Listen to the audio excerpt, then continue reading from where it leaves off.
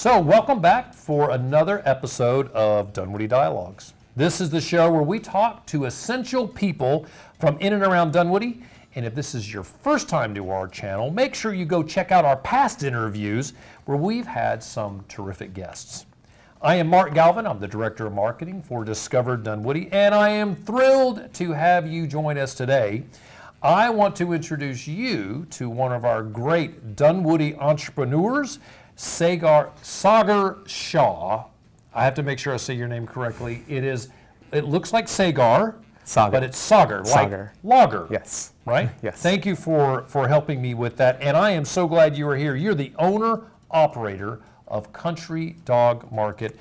And where's the store? It's going to be located in Georgetown Plaza in Dunwoody, right next to the Starbucks.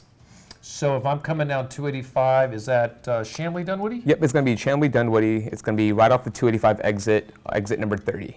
All right, great. Mm-hmm. And so do you go to Starbucks all the time? And are you it's pretty dangerous to have Starbucks right next to you, but I love it because I'm right in the corner, and so I get to see a lot of dogs, and dogs get to see me. I love that.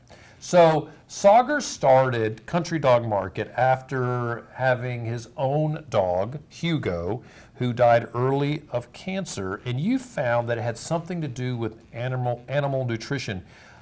Is there a percentage of cancer challenges that dogs have due to nutrition, and if so, what is that? It's 40% actually. Wow. You can reduce that by 40% by adding in fresh food to their diet. Food goes a long way, especially for humans. What we put in our body says a lot about how we, operate on the outside life. Exercise is definitely a big part of it.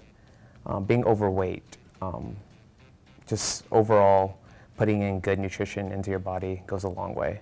Increases the longevity of your dog's life and your life. So dogs have the same sort of challenges that humans can have. If they're overweight, they can run into the same sort of issues as we can. And I would say it's probably easy not to notice that about our dogs because, well, let's be honest, if I go and get regular dog food, I don't think anything about it. I mean, it's dog food. Why? We also got to remember dogs can't talk to us. So it's not like they can say, hey, well, I actually need... My dog actually kind of talks to me. No, I'm kidding. But if they could, they're like, hey, give me something that's biologically appropriate. Something that my teeth can actually break down and digest. Most conventional diets that our dogs are given to is kibble. Kibble is not going to be the most biologically appropriate food for dogs to consume. What is kibble? Kibble is that. It's those little pebbles that are in the bags. You can find it everywhere. Sure. Purina One, Royal Canin, Hill Science. There's a bunch of kibbles out there, but what they do is they bake it in an oven at such a high temperature, and they bake it not once, not twice, but 3 or 4 times. They bake it at that high temperature of 300 to 500 degrees. It completely diminishes all the nutritional value that's in that kibble that they promise that's in there. So they're just eating junk, essentially. Why do they bake it so often? What's the purpose? It's so we can get into that small little shape, that little kernel, the kibble. Okay. So that's the reason of baking it, and so they can make the most of. They can really stretch that dollar, essentially. Got it. Okay. Well, you have started Country Dog Market, and I introduced that you had your own pet, Hugo, that you saw go through this, and as an extra entrepreneur myself, while that's inspiring, it's not probably the whole story. What's the whole story and why you decided to start Country Dog Market?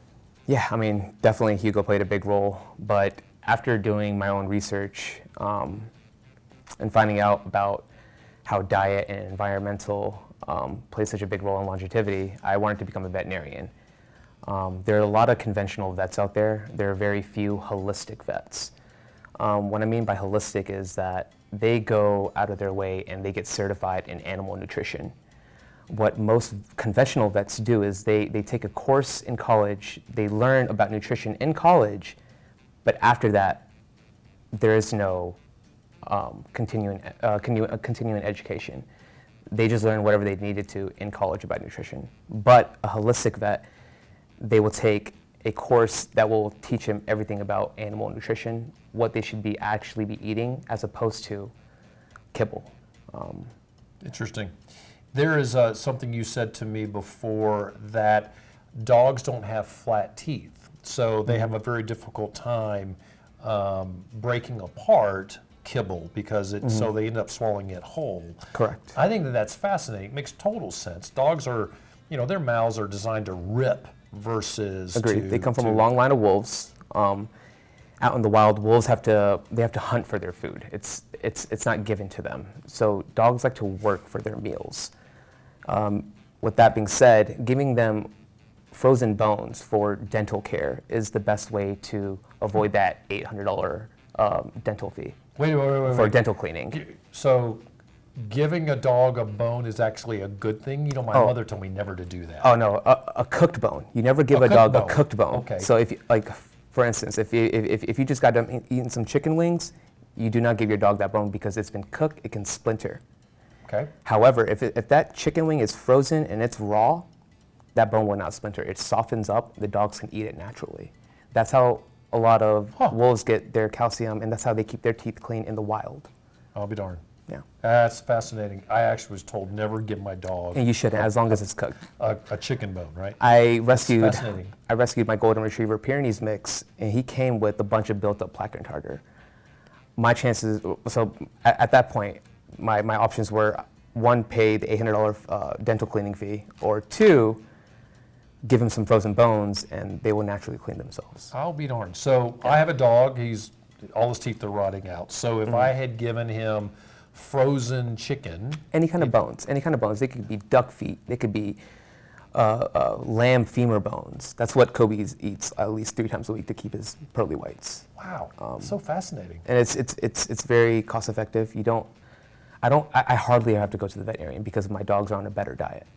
That is so cool. Yeah. All right, there's so many questions here, and I love this. And you guys probably know that if you've seen this before, I go down a lot of rabbit holes, literally and figuratively, with questions. I do want to stay on target. I would love to. You've talked about kibble. Is there a methodology that a consumer can say, that is kibble, I need to avoid that? Yes, watch out for anything with corn, soy, and wheat. Those 3 ingredients are used as fillers. And those 3 ingredients can be found in Royal Canin, Purina One, and Hill Science. It's a big bag of carbohydrates. Those 3 ingredients will turn your dog's teeth into plaque and tartar. Those carbs turn into sugars and starches, which will lead to plaque and tartar, overweight issues, joint issues. Their stools will be a lot heavier. They'll be more frequent.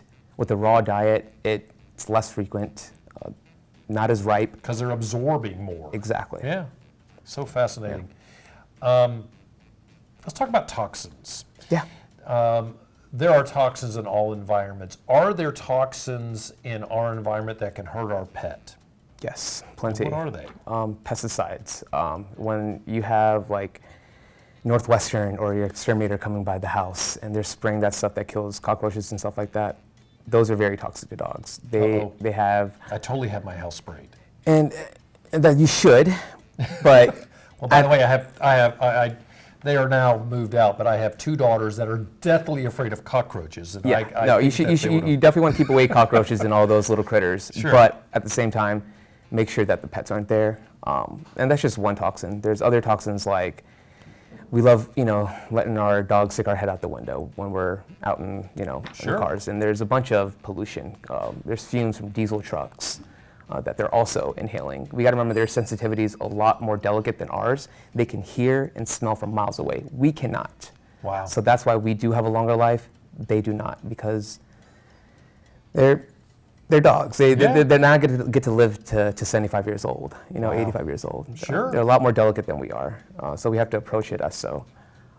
There's toxins like when we do laundry, dryer sheets are cancerous.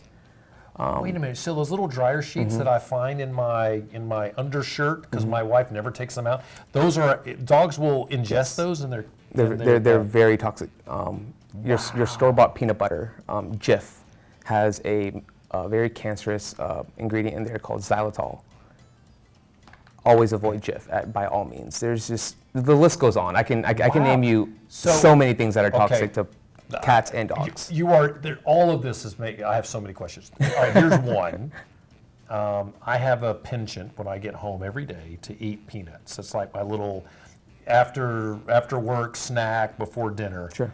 And I absolutely give, and these are whole nuts, legumes, if you will, that I give to my dog. Is that bad? No. Okay. No, that's fine. All right. He also likes what is it? The mix of nuts. I definitely share that with him. But There are a list of nuts that are toxic. I think it's macadamia nuts. No, I like those. There's on the top of my head I can't remember them all, but there are a few that are toxic. Okay. And there are some that dogs can actually have. Are grapes really bad for dogs? Yes. That is true. That's Grapes not yeah, an urban that is true. One grape can really hurt my dog, or is it a volume of grapes? A volume. Okay. There's also a misconception that garlic is bad for dogs. It is not. That just makes their breath stink. If given in moderation, it can actually do wonders for the dogs. Oh, Yeah. cool. All right, chocolate. Yes. The darker the chocolate, the more toxic it is Okay. for dogs. All right. Well, good, because I don't like sharing my chocolate. So that's what it works No one out. really does.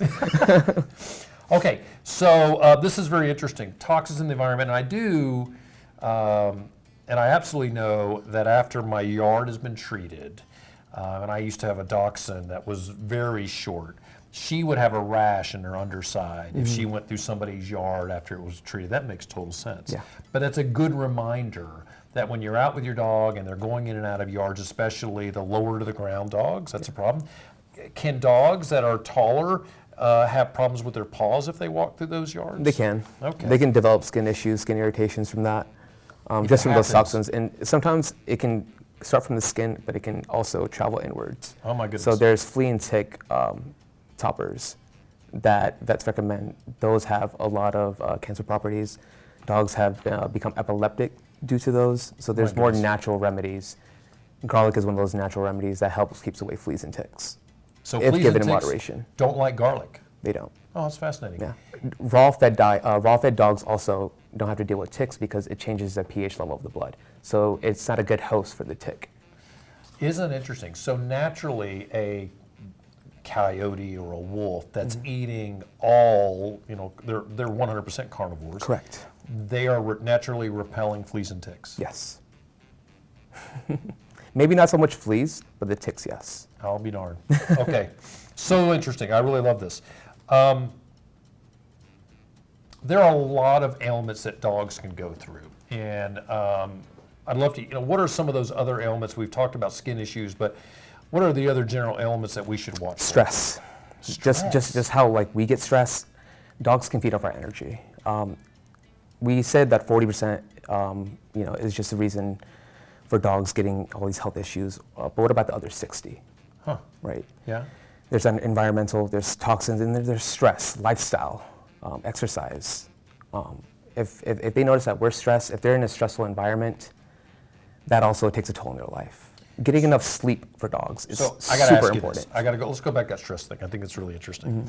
One of the things that I know this without a doubt, there are times that we are stressed and our dogs de-stress us. Are we giving our stress to our dogs? Yes and no. It's like they're there because they're dogs. They're angels, right? If you spell a dog backwards, it spells God, right? I'm a man of God, and I'm a big believer that there are angels among us. Sure. And that they're here for a reason. Yeah. They have a purpose in life. Yeah. If they do take on our stress, that sucks for them. But at the same time, it's that bond that we build with them. And so you're not saying that it's probably, and I'm thinking back to when I worked from home and I get off a stressful call and I may be angry. And so being around us when we're angry like that, that's really that stress issue I would see that would happen more often. Yes. If I pick up my dog, I'm like, I just need to hug something that's going to That's okay. It's just like, let's say if you're like, I've been guilty of it. I get a little angry sometimes, and sometimes that anger gets out. And then my dog's around, and they can sense that anger. That energy goes to them. Like, why is he angry? They get tension. Yeah. And that also takes a toll. That's another ailment. I get that. I totally get that. I've been around a lot of dogs. When you go up to pet them, they'll actually duck, right? Yeah. And I determined that I would never strike my dogs when I Right. had dogs. Right. And I love it that I'll actually get the mail, a little envelope, and as I come in, the dog is like, "What do you got?" And I'll just wipe it across his face, like he could smell Yeah. it, and he doesn't duck at all. But that I remember that when you go to a dog and you go to pet it and it ducks, that's a form of stress. They've been struck that they're actually literally ducking. Or they just have some kind of trust issues. There's a lot of rescues, and I'm sure a lot of pet owners can vouch for this. Yeah, imagine what rescues go through. Yeah. Yeah. Exactly. Their past life, they've been through some stuff. Sure. And that's why they won't be as trusting. Some dogs are more trusting towards females as opposed to males. Totally get that. So it's just. So I had a dog once. This is funny. He was he always broke out. We were always afraid that he would go get hit, and we moved very close to a highway, and so we thought it'd be better to get him to a place that was more outdoors, a farm. And he was there for a week, and the owner found him on top of their car. He was a little dog, on top of their car howling. He never howled. We brought him back, and he was fine.